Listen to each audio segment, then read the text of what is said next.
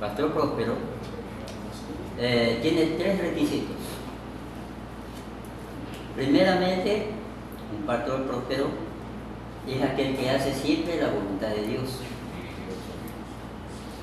Como hace siempre la voluntad de Dios, entonces siempre Dios lo va a respaldar en todo lo que él hace, porque no se mueve de acuerdo a su deseo. Amén. Podemos construir una iglesia muy bonita, pero otra cosa es ya exagerar, o sea, ya llegar a la vanidad, ¿no? El poner filos de oro, puertas de plata y tantas cosas más, ¿no? Pura vanidad. Amén. A menos que Dios lo haya ordenado de otra cosa, porque si Dios lo ordenó, es porque Dios va a bendecir y va a estar ahí también respaldando. Pero a veces los seres humanos nos enorgullecemos tanto que decimos de la boca para afuera, estoy haciendo esta obra para el Señor, pero en realidad a veces es para nuestro propio orgullo, para nuestro propio ego. Para que lo escuchen, ¿Sí? Él está haciendo algo bueno. Para eso.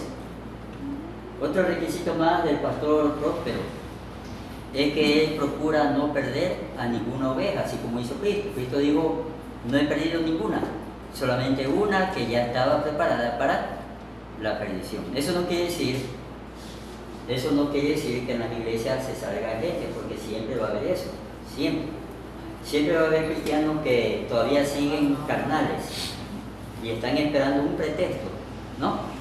Solo un pretexto para salirse de la iglesia. Se salen al mundo. Y por más que usted le diga, pero busco otra iglesia, no, yo nací ahí y si tengo que regresar, regreso allá. ¿Y por qué no regresa? No es que yo salí de ahí por un problema y algún día, si yo quiero, regresaré, ya nada más perdido que cualquiera. ¿Ven? ¿Se da cuenta? Incluso Jesucristo también lo abandonaron ovejas, ¿sí o no? Porque era una multitud inmensa que lo seguía. Hasta cuando Él les dijo directamente, ustedes no me siguen porque quieren hacer la voluntad de Dios, sino que me siguen porque les doy de comer, ¿sí o no? Me siguen porque les doy de comer. Entonces ahí la gente se resintió. Y así el cristiano, cuando le dicen la verdad, se resiente y dice, ese pastor es malo, me maltrató, me humilló. Cuando le dicen la verdad, ¿ven? Por eso es que el trabajo del pastor es un trabajo bien serio, cuando uno tiene que enfrentar muchas cosas. Incluso el pastor se arriesga incluso a perder su economía estable, porque de repente está en una iglesia donde gracias a Dios, bueno, Dios bendice a los hermanos, Dios da todos sus diezmos, su ofrenda y el pastor puede, no es que vive como rey, pero por lo menos tiene un ingreso que lo ayuda a mantener a su familia, ¿no? ¿Sí o no? Imagínense cuando él tenga que reprender al hermano que es el que más diezma. Si es un buen pastor tendrá que hacerlo. Si no es un buen pastor, pues por cuidar la economía simplemente será de la vista gorda y por ahí se lleva cualquier cosita. Pero si es un buen siervo, él sigue. Si es un buen siervo, sigue diezmando. No, si el pastor es un buen pastor, reprenderá a ese siervo, Y si no lo hace, no importa si la mitad de los diezmos es lo que da. Amén. Ahora, así como usted dice, si es una oveja, o si es un cristiano que reconoce que de verdad ha hecho algo equivocado y que el pastor tuvo razón en reprenderlo, es obvio que seguirá diezmando y se sujetará a la disciplina o castigo que le implante el pastor. Pero no en todos los casos se da. Yo he escuchado de gente que porque diezma mucho, quieren hasta mandar al pastor, quieren mandar a la iglesia, quieren ordenar lo que se hace y lo que no se hace. ¿Ven? Y no solamente eso, sino que si el pastor de verdad pues los reprende, ellos se van renegando de todo y se van a la iglesia, se van a otra iglesia a hablar mal de ese pastor. El porcentaje que yo le daba más que todo el mundo todavía viene a mí. Pero esa clase de persona que se va renegando del pastor de la iglesia, que estaba a otra iglesia, va a seguir lo mismo. Claro, eso es Y eso sí que... Eso es como un cáncer, esa persona se ya no se va a queda como sujetar que en un solo dice, lado. ya queda como que dice herida. Y siempre va a hacer lo mismo. Cualquier cosita que le diga a otro pastor, se saldrá y buscará otro. Y así andará. Así andará. ¿Ya? Otro requisito del pastor próspero es que manda a sus ovejas a hacer el trabajo que tienen que hacer. ¿Amén? Ahora el pastor próspero no es porque tenga bastante plata, de repente no tiene bastante plata, pero reúne los requisitos que Dios quiere. ¿Ven? Dios le dijo a Cristo, este es mi hijo amado en quien tengo complacencia, ¿sí o no? O sea que Cristo hacía exactamente todo lo que el Padre quería, y así también un pastor próspero hace todo lo que el Padre quiere. Una pregunta. O sea, el pastor próspero no quiere definir solamente que definir próspero es porque tiene dinero. No. Sino próspero es porque es dirigido por Dios y hace la voluntad de Dios. Y hace la voluntad de Dios. ¿Ya? Es que cuando oímos la palabra prosperidad nos viene la idea de los dólares. Dinero, No. claro. Dólares, comodidad y tantas cosas más, ¿no? Amén. Por eso la Biblia nos aclara que el pastor próspero tiene que ser ejemplo del mismo Jesucristo. Del mismo Jesucristo. Se cuenta que en China estaban huyendo un grupo de una iglesia, un grupo de cristianos, y ahí entre ellos iba su pastor. Iban huyendo porque querían matar a todos. Allá en China los persiguen a los cristianos como que si fueran pillos. Eso pasará algún día en el planeta entero. En el planeta entero algún día perseguirán a los cristianos como que si fueran asesinos, ladrones y todo. Eso pasará algún día. China es un ejemplo nomás de lo que pasará algún día en todo el planeta Tierra. ¿Ven? Entonces dice que este hombre se treparon a un vagón de tren y lo empujaron para que vaya rápido, y los soldados no pudieron alcanzarlo, disparaban, pero ellos se salvaron. El problema está en que ese vagón de tren ya se iba al abismo, cogió velocidad y ya se iba al abismo, y todos estaban pensando cómo hacer para poder salvar sus vidas, pero todos decían, no, aquí hay niños, y si nos tiramos con los niños se pueden quedar las piernas, los huesos, pueden morirse por la velocidad que lleva el vagón. Todo el mundo pensaba cómo hacer. Cuando ese pastor le dice a todos, miren, hagan una cosa, todos vayan allá a la puerta. Cuando usted sienta que el vagón como que se va deteniendo, todos tírense rápido, tírense. No miren para atrás. Y todo el mundo obedeció a lo que dijo el pastor de ellos, ¿no? Era el pastor de ellos, obedecieron. Cuando ellos estaban así en toda la puerta del vagón y sintieron que el vagón empezó como a frenar, toditos se tiraron y corrieron.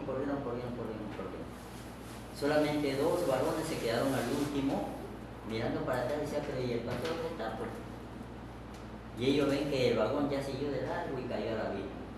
Entonces ellos corrieron, pues ellos dijeron, se tiró el pastor con todo el vagón, pues, ¿no? Pero cuando ellos ya se acercaron al riel del tren, se dieron cuenta de toda la mancha de sangre que había en el riel del tren. ¿Amén? Entonces, así como dijo Cristo, a veces el pastor da su vida por las ovejas, ¿no? Y ese hombre, por salvar a niños, adultos y todo lo demás, con su cuerpo había frenado el vagón para que la gente se salve. Y ahí empezó toda la gente a llorar, querían acercarse, y los 2 varones que habían visto eso no dejaron que se acerque nadie, sino que ellos solitos fueron y agarraron el cuerpo del pastor y lo sepultaron. Ya cuando lo sepultaron, ahí dejaron que todo el mundo venga a ayudarle, pero no dejaron que lo vean así, como estaba todo destrozado, ¿no? ¿Ven? Entonces aquí viene un gran ejemplo. Entonces nosotros cuando estamos orando, decimos al Señor que lo amamos del cielo, pero a veces Dios nos pone a prueba para ver si es verdad. ¿Será verdad que estamos nosotros dispuestos a dar la vida por el Señor? ¿Será verdad o será mentira? ¿Usted qué cree? ¿Será verdad o será mentira? Un día yo iba para la iglesia y pasan 2 sicarios que ya habían amenazado que iban a matar a todo el que conocían de la parte donde yo vivía, de ese sector. Sin ser nada, simplemente porque no vivía ahí. A cualquiera. Y estos dos varones pasan en una moto y me quedan mirando y sabían quién era yo. Y uno de ellos coge el arma y como que ya me la apunta. Pero el otro, al ver que se acercaban otros del otro bando, rapidito le dio a la moto y el tipo no le dio tiempo a hacer nada. O sea, en ese momento como que Dios ya me salvó de algo malo, ¿no? Y el que estaba conduciendo rapidito, Dios, iba que me insultaba el de atrás. Pero más adelante, como a 4 cuadras, yo escuché el tiroteo que habían ahí. Y después, cuando llegó la policía y todo, nos enteramos que ellos dos habían muerto, los habían matado. ¿Ya? Y ella era hermano de la iglesia, Dios me libró de la muerte. A veces Dios nos pone a prueba para ver si en verdad, ¿no? Con lo que está pasando hay muchos cristianos que parece mentira, pero se acobardan y se quedan en su casa. No salgo, no voy a la iglesia porque allá matan, allá roban, allá arrastran. ¿No? Descuartizan, ¿sí o no? Pero tiene que salir a trabajar. ¿Por qué no está pensando en que descuartizan, no matan y te roban? Porque si no trabajan, no comen. ¿Sí o no? Todos los malos pensamientos solo se le vienen cuando va a la iglesia. Qué raro, ¿no? Pero no se le vienen los malos pensamientos cuando va al mercado que queda más lejos de la iglesia, o a la tienda que queda en la esquina de la iglesia. Pero la iglesia no avanza porque no es que matan, amenazan, hay sicarios y tantas cosas más. ¿Ven? Entonces, nuestra mente, según la Biblia, es de naturaleza rebelde. Hemos heredado de Adán y Eva la rebeldía, que es natural en nosotros, no es cosa del diablo, sino de nosotros. ¿Ven? ¿Se ha leído usted Gálatas 5? Cuando dice el fruto del Espíritu y el fruto de la carne. Ya. Hay gente que se confunde, pues yo sí he escuchado cuando hay personas que dicen, es que es un demonio de ira, un demonio de chisme, un demonio de esto. No, no es demonio, es la misma persona. Gálatas dice, cuando habla del fruto de la carne, habla de todo lo que por naturaleza está en nosotros. Y cuando habla del fruto del Espíritu, habla cuando el Espíritu Santo viene a tomar control de esa naturaleza que está ya en nosotros. Lo que hace el diablo es darnos un empujoncito nomás. ¿Amén? Por eso cuando un hombre dice, no sé qué me pasó, pero yo sentí que alguien me empujó la mano y le pegué un puñete. Y yo tenía la mano así, cuando el dice. Pero si usted averigua el pasado de él, era violento. ¿Acaso el diablo le empujó la mano? Fue el mismo, que no se aguantó su enojo y su coraje y procedió violentamente. ¿Ven? Entonces, el fruto de la carne es lo que está por naturaleza en nosotros. Por eso cuando usted lee Gálatas, ahí mismo dice, ¿cuál es el fruto de la carne? En nosotros hay ira, hay contienda, hay chisme, hay enojo, hay división, etcétera, etcétera, etcétera. Todo eso está en nosotros, por naturaleza. Así hemos nacido nosotros. Amén. Pero el que está, o el que se deja gobernar del Espíritu Santo, empieza a tomar control de ese sentimiento que está dentro de nosotros. Amén. En vez de ira, empieza a ser una persona más controlada, templada. Amén. Tener templanza, o sea, controlarse, no dejarse llevar de la ira, porque ya el Espíritu Santo vino sobre esa persona. Y por eso le aclaro una cosa: cuando el Espíritu Santo viene, lo bautiza, toma control de uno, lo ayuda a tomar control de todas esas cosas. ¿Ven? Porque si no ha pasado eso, entonces uno sigue con su carne viva, ¿no? Uno sigue tan carnal como siempre, ¿no? Y lo único que uno hace es tratar de luchar. Yo lucho para que no me domine mi carne. Es una lucha de uno, pero no está siendo ayudado por Dios. Pero sí, es cristiano. Pero es cristiano. Siendo cristiano. O sea, hay cristianos carnales y cristianos espirituales. Claro, hay cristianos que se dejan llevar por su carne y hay cristianos que se dejan llevar por el Espíritu Santo. Por eso es que bien dice la Biblia: el que tiene el fruto del Espíritu es aquel que demuestra. Por ejemplo, si usted antes fue iracundo y ya el Espíritu Santo tomó control de su vida, lo transformó, es obvio que cuando se enfrenta a algún problema usted va a tratar de apaciguar, pero ya usted ya no va a agarrar una banca, tirarle encima a la mesa, ¿no? Y a quebrar todo, ya no va a hacer eso, ¿sí o no? Ya no va a hacer eso porque es el Espíritu Santo el que ya ha tomado control de usted. ¿Amén? ¿Sí me debe entender? Amén. Entonces, ¿qué era un pastor próspero? Quien tenía El que hace la tres voluntad de aspectos, Dios. sí, el que hace primero hace la voluntad de Dios, segundo quien procura no perder las ovejas, ¿sí? El que envía a sus ovejas a hacer parte del trabajo. En el capítulo 1, siguiente tema, dice el llamamiento a predicar. ¿Cuándo mandó Jesús a sus discípulos a predicar? ¿Cuando recién se hicieron cristianos? No. Primero lo tuvo en 3 años de preparación.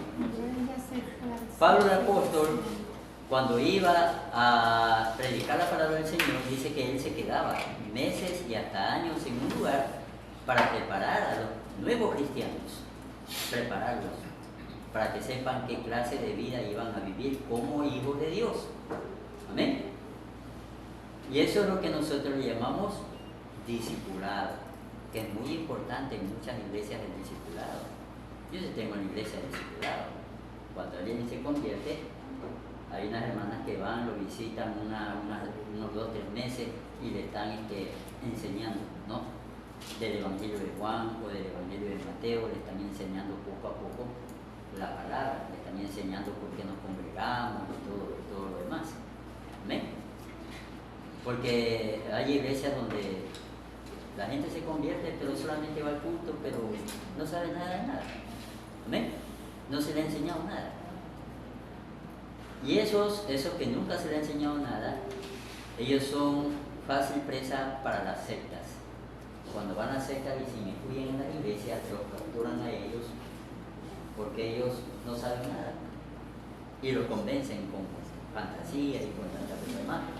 Amén, los envuelven y ahí se los van llevando de la iglesia, se los van llevando. Amén. Y ahí en la iglesia les enseño pues, justamente a los nuevos convertidos de la necesidad de leer la Biblia siempre y libros enteros. No debemos hacer como personas que cuando abren la Biblia dicen, bueno, ¿dónde quiere que lea, Señor? Y con los ojos cerrados abre la página, aquí salió, aquí voy a leer. No, tiene que ser libro entero. Usted quiere entender la verdad bíblica, tiene que leer el libro entero y no se preocupe por el tiempo. No ande desesperado, simplemente lea, así como dice la Biblia, bien y despacio, el libro entero, y ahí usted entenderá la verdad que está escrita en ese libro. Entonces usted lee solamente versículo de un libro, versículo de otro libro, versículo de otro libro, por ahí llega el testigo de Jehová, quiere discutir con usted y usted no sabe ni qué hacer. ¿Ven? ¿Sí me debe entender? Un testigo de Jehová una vez dice que le dijo a una sierva, él entró y ella dejó que él hable. Entonces él estaba enseñándole supuestamente la palabra del Señor y diciéndole que no existía cielo, no existía infierno para nosotros, ¿no? Que solamente morimos. Y ella le dice, bueno varón, pues usted está pasando el tiempo, pues. ¿Y por qué? Deje a un lado la Biblia y vaya y haga lo que le dé la gana, pues. ¿Y por qué razón? ¿No dice usted que se muere como un animalito y ahí quedó? No hay cielo, no hay infierno, entonces usted está pasando el tiempo en esa Biblia. ¿Temor de qué tiene? Si va a morir como un animal y se va a volver polvo, entonces temor de qué tiene. ¿Amén? Si nosotros creemos efectivamente que existe un cielo y un infierno, eso es lo que a nosotros nos impulsa a tratar de permanecer en el camino del Señor para no condenarnos. Amén. Y ella le decía a este testigo de Jehová, se da cuenta, dice que a veces pensamos que sabemos todo, pero no sabemos todo. No es todo lo que creemos saber. Y es porque a veces no nos dedicamos como siervos de Dios a leer el libro entero de la Biblia. ¿Ven? Acostúmbrese a leer. Si usted empieza a leer Mateo, termine de leer Mateo. ¿Ven? Si empieza a leer Génesis, termine de leer Génesis. No importa que salgan un pocotón de nombres ahí, porque aunque usted no lo crea, cada nombre que usted lee en Génesis tiene que ver algo con Dios. Amén. Cada nombre que usted lee en Génesis tiene que ver algo con Dios. Y usted lo pronuncia y está bendiciendo su propia vida. ¿Amén? ¿Qué significa Daniel? ¿Qué significa Daniel? Dios juzga. ¿Sí o no? Daniel es Dios. Dani juzga o juicio. Dios juzga. ¿Amén? Todos los nombres que terminan en él, la palabra él, significa Dios. Todo. Amén. Samuel, Daniel, Ezequiel. Amén. Pues cuando usted lee el nombre traducido al español de ellos, siempre empieza con Dios. Dios libera. O como Josué, ¿no? El Señor salva. ¿Amén? Cada nombre tiene que ver con Dios, sino que a veces nosotros lo leemos y es aburrido este pocotón de nombres. Esa página la paso más. No, y continúo más acá. Pero no, lo correcto es, si usted va a decir algún día delante de toda la gente, yo he leído la Biblia 5 veces, tiene que haberla leído pues absolutamente toda. Amén. Toda, hasta la última tilde, porque yo cuando leía la Biblia se me hacía difícil pronunciar ciertos nombres, pero cuando ya uno lee todos los días, en voz alta, empieza ya a dominar esos nombres difíciles y puede pronunciarlos tranquilamente. ¿Amén? Entonces, todos somos llamados a predicar, pero para predicar tenemos que estar preparados para hacerlo. ¿Amén? Siempre va a haber gente que recién se convierte a Cristo y ya quiere salir a aire libre, al culto de hogar, ya quiere poner las manos, ya quiere orar, ya quiere resucitar muertos, ya quiere hacer de todo. Amén. Pero usted como un buen siervo de Dios tiene que enseñarle la palabra y hacerle entender que si tiene todo el deseo de servir a Dios, tiene que primero aprender y después de aprender sale a servirle a Dios. ¿Quién aprendió eso en el libro de los Hechos? Uno de los grandes, ¿no? Pablo. Pablo tuvo que ir a aprender antes de salir. Amén. Pablo sabía de muchas cosas, era un hombre demasiado preparado, un doctor de la palabra, pero de Cristo casi no sabía nada. Y él tuvo que aprender. ¿Ven? Entonces aquí es donde viene el asunto de que a veces Dios nos llama, es porque usted tiene las cualidades que Dios necesita. ¿Ven? Para hacerlo, como Moisés, ¿no? Moisés fue preparado en toda ciencia de Egipto y Dios lo llamó. ¿Amén? ¿A qué edad lo llamó a Moisés? 80. A los 80 años. Amén. Ya era anciano Moisés cuando fue llamado a liberar al pueblo de Israel, ¿no? Dios lo desafió a hacer algo que él que era cuidador de ovejas o pastor de ovejas no se atrevía ni a pensarlo. ¿Cómo un hombre va a ir a libertar a un poco de gente? ¿Amén? Ni usted se atrevería, ¿no? Le tiran piedras llegando a Egipto. Le voy a liberar al pueblo de Israel y le caen a piedras, ¿no? Los mismos egipcios. Pero Dios nos elige cuando Dios ve las cualidades que usted tiene. Por eso, por esa razón, si a su iglesia llega gente que es abogados, licenciados, doctores, científicos, gente preparada, no se preocupe, Dios se los está enviando. Amén. Qué bonitos son aquellos científicos que reconocen que Dios es el que controla todo. Hay científicos famosos que incluso estas cadenas televisivas saben tener periodistas ateos, que cuando los entrevistan solamente les dicen ciertas palabritas, pero nunca hablan de Dios porque ya saben que ese científico cree en Dios, pero a Dios no lo toca. Pero si ese científico creería en la brujería, en la santería, ahí sí le preguntan, ¿y es cierto que tú crees en el chamanismo? Y dime en qué consiste eso. Pero sí hay científicos que se atreven, aunque no les hacen esa pregunta, pero ellos se atreven a hablar, ¿no? Y a decir que sin Dios no se puede explicar nada de lo que existe en este mundo, ni en el espacio siquiera. El espacio es infinito, ¿no? Nada de lo que existe no tiene explicación sin Dios. ¿Amén? Entonces, ¿quiénes son llamados a predicar? Todos somos llamados a predicar, pero antes de ir a predicar tenemos que prepararnos. ¿Ven? En vano usted no está sentado aquí. Si yo lo trajo aquí es porque usted se está preparando para algo que Dios le tiene en el futuro. ¿Ven? En el futuro. Yo cuando estaba en el seminario de Asamblea de Dios, yo nunca me imaginé que iba a pastorear. ¿Sabes lo que yo me imaginaba?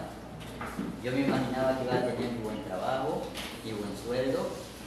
A mí sí me gustaba siempre diezmar, yo diezmaba hasta el último centavo, diezmaba. Y vivía una vida feliz, ¿no? Salía con los hermanos ahí a los cultos del hogar, a donde ellos iban, lejos, donde no importaba dónde iban, yo ahí andaba con ellos, yo mismo me hacía el invitado, ahí aparecía, sin que nadie me invite, ahí aparecía, ¿no? Hacía como Jesús, ¿no? Cuando le dijo al que estaba en el árbol, bájate que voy a comer en tu casa. Y Jesús le dijo un poco de gente, amén, un poco de gente que le dijo, ¿sí o no? Imagínense que llegue un pastor y le diga, voy a comer en tu casa, usted viéndolo con un poco de gente, ¿usted qué va a hacer? Le va a decir, entra nomás. ¿Ya? Entonces nosotros estamos para aprender, y así le digo, yo no me imaginaba que iba a llegar a ser pastor, pero eso fue el plan de Dios. Y el plan de Dios es irnos preparando en el camino. Pero no solamente nos preparamos para pastorear. Cuando estudiamos, estamos preparándonos también para tener un ministerio. Puede ser de oración, de intercesión, de liberación. Amén. Puede ser de misión y muchas otras cosas que hay en la iglesia. Pero nos estamos preparando para que cuando vayamos al campo que Dios nos mete, trabajemos bien. ¿Sí me voy a entender, mis hermanos? ¿Amén? Claro que cuando nosotros ya estudiamos, pero primero usted siempre lea bien la Biblia. Yo siempre le repito, estos libros son escritos por hombres y sí va a haber aquí equivocaciones, pero usted se dará cuenta si es que ha leído la Biblia. Si no, usted todo lo creerá y todo lo enseñará. Amén. Y así como dijo Pablo, coge lo bueno y desecha lo malo. Amén. Lo que concuerda con la palabra de Dios, bueno, eso lo enseño, y lo que no, pues no tengo por qué enseñar. ¿Sí o no? Y nos faltan 5 minutos. Había un libro de escatología que estaba enseñando un siervo de Dios. Y en el libro, no sé de dónde sacó ese libro de escatología, pero ahí decía que los 24 ancianos tenían nombre y que eran los 12 apóstoles y las 12 tribus de Israel, y que ellos eran los 24 ancianos, y ahí mencionaba sus nombres en el libro. Entonces él justamente nos pone esa pregunta, que la respondamos. Y yo le digo, profesor, yo la voy a responder porque usted me dice que la responda. Bueno, yo me aprendí de memoria todo, pero yo estoy consciente que los 24 ancianos no tienen ninguno, no aparece el nombre de Dios por ningún lado. ¿Amén? Pero por respeto contesté, pero yo esa parte ni en la iglesia la menciono porque no es bíblica. ¿Y dónde estaba eso? En un libro. Entonces, si usted no lee la Biblia, usted a veces puede fascinarse con la lectura de los libros y de repente va a meterse cosas equivocadas. ¿Ven? Como los libros de demonismo, que son muy peligrosos. Hay libros de demonismo que son peligrosísimos. Una vez en mi iglesia empezó un libro de esos. ¿Ven? Demonismo. Donde en esos libros le dicen cómo se llama el demonio que anda al lado de Satanás, el página, nombre del socio, y el no sé qué, y el no sé cuánto, y me lo mencionan por nombre, y que si usted va a echar fuera de ceremonia, tiene que ir el nombre, si no dice el nombre, no sale, y que tiene, hay otra cosa más, le hacen perder la fe porque en ese libro le enseñan a que usted tiene que orar por todo, por el cable, por el coco, por la mesa, por la silla, por todo, absolutamente. Si algo le faltó orar, ahí se metió el diablo. Y esos hermanos fueron por los animales. ¿Vale? Y los hermanos fueron por los animales. ¿Está No, si bien o hay está mal? animales endemoniados, sí, sí hay. Le digo, ¿está bien o está mal? Si está endemoniado, está bien, que requiere ese demonio que está atormentando a ese pobre animal. Porque los demonios han venido a Entonces, si atormentar. un ejemplo dicen, ay, que el perrito está enfermo, vamos a orar por el perrito. Ah, no. No, pero eso no tiene sentido tampoco. Otra cosa es que venga el perro y cobre una fuerza descomunal y quiera atacarla y puede reprender al demonio, porque ahí se está manifestando algo malo. Miren, en Turquía hay cabras que caminan en dos patas y hablan. Y cuando las descubren, las condenan a cortarle la cabeza. Les cortan la cabeza. Cabras en Turquía. ¿Ya? Pero todo eso se debe a cosas malignas. Porque hay países donde practican demasiada santería, brujería y satanismo fuerte. Hombres y mujeres que se convierten en animales. Hay eso, hay hombres y mujeres que se convierten en animales. Que se teletransportan. Amén. También se teletransportan. ¿Sí? Personas que tienen ese. Ya, pero bueno, escúcheme esto. Con esto terminamos, ¿no? Con esto culminamos. Uno siempre tiene que aclarar esto delante de la gente. Si uno es usado por Dios, es el poder de Dios manifestado en uno. Uno no tiene poder. Amén. En cambio, el diablo les hace creer a los brujos que ellos tienen poder. Por eso los brujos dicen, soy poderoso, pero mentira. Son un instrumento del diablo. Pero el diablo les miente, haciéndoles creer que ellos tienen poder y en realidad no tienen poder. Solamente son un instrumento. En cambio, Dios sí nos dice la verdad, que nosotros somos un instrumento, que nosotros no tenemos poder. Simplemente es la autoridad que Dios nos ha depositado en nosotros. Eso es lo que se cumple. Amén. Gloria a Dios. Entonces, voy a mandarle un deber de página 1 a página 8. Resumen, yo les mando la foto ahí en el grupo de seminario, ¿no? Les mando la foto de las hojas. 8. De la 1 a la 8. De 1 a la 8. ¿Cómo se va a mandar la hoja? ¿Cómo se llama esa materia que vamos a hacer eso? Teología pastoral.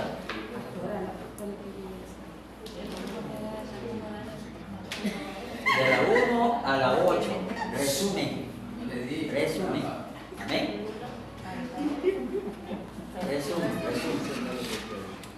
Yo le voy a preguntar lo que ha leído. Tiene que leerlo. Amén. No va a sacarle fotocopia. Ni va a decirle al vecino, al amigo, ni al otro hermano, métele. No, es usted que tiene que aprender. Amén. Cada uno tiene que aprender y a mano haga. No importa si me lo trae a mano, yo no estoy interesado en que me lo traiga en computadora ni nada de eso. Porque yo sé que si usted está escribiendo a mano es porque está leyendo y algo se le queda aquí. Y si yo le voy a preguntar, usted me va a responder, ¿sí o no? Más que sea usted me va a decir, sí, me acuerdo que se me rompió la punta del lápiz, nada más, eso es todo lo que me acuerdo. ¿No? Pero algo se acuerda, ¿sí o no? Ya, entonces yo les mando más luego las fotos de las páginas. Vamos a dar gracias al Señor.